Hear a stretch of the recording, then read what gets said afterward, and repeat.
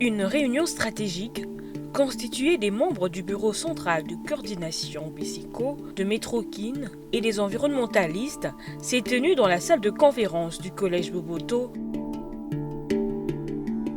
Le BESECO, maître d'ouvrage délégué, se joint au cerveau de l'initiative, la société Métrokin, pour présenter les experts environnementalistes qui ont pour mission l'étude environnementale capable d'impacter le projet de modernisation du réseau ferroviaire de la ville-province de Kinshasa. Dove Kasongo, représentant le directeur général du BESECO, nous révèle les raisons de leur présence. Nous sommes là pour expliquer la mission des environnementalistes. Parce que sur la voie, il y a 4 phases dans ce projet. La première phase part de la gare centrale jusqu'au niveau de l'aéroport de Ndjili. Et il y aura sur ce tracé-là 8 gares. Mais les gares phares, il y en a 2. La grande station, c'est au niveau de la gare centrale. La deuxième station phare, c'est au niveau de l'aéroport de Ndjili. Alors, tout ce tracé-là, si vous remarquez très bien, il y a des occupations anarchiques. Il y a l'emprise de la voie qui a été rétrécie par les gens qui sont venus se mettre là-dessus.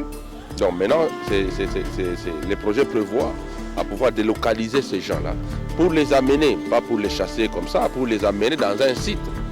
Mais dans ce site-là, on va construire des maisons pour pouvoir les abriter là-dedans.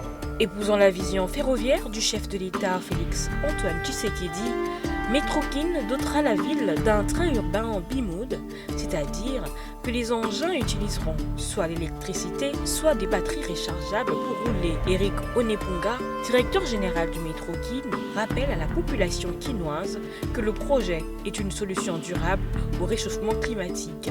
Nous sommes, sans oublier, le pays solution en ce qui concerne le réchauffement climatique.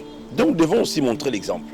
Quand nous parlons des bimodes, ça veut dire nos trains vont circuler en électricité comme mode de traction, et puis en dehors de l'électricité, il y aura soit de batteries rechargeables, soit le gazole. Et voilà pourquoi nous devons étudier tout ça, et les études d'impact environnemental nous donneront la possibilité de déterminer, d'élever les options. Est-ce qu'on garde seulement l'électricité, ou il faut qu'on y aille aussi avec l'électricité et le gasoil, ou l'électricité avec des batteries rechargeables. Une pensée positive pour les environnementalistes, car les études de notre écosystème sont l'une des voies capables d'amener le projet à bon port, comme l'explique Steve Bondo Bazé Emmanuel. Un projet de cette envergure exigerait à ce que nous puissions procéder par des études d'impact environnemental et social, donc c'est une partie des évaluations environnementales, afin d'identifier les impacts, surtout les impacts négatifs, bien qu'il y ait aussi la partie des impacts positifs. Mais ce qui est plus important, ce sont les impacts négatifs, afin que lorsque le projet doit commencer, que ce projet-là ait moins d'impact sur l'environnement. Mais l'occupation illégale des emprises sur le tracé reste une problématique à gérer d'une manière particulière, en toute sécurité et aussi avec beaucoup d'humanisme. Nous vous invitons vraiment à nous aider dans l'identification des intéressés.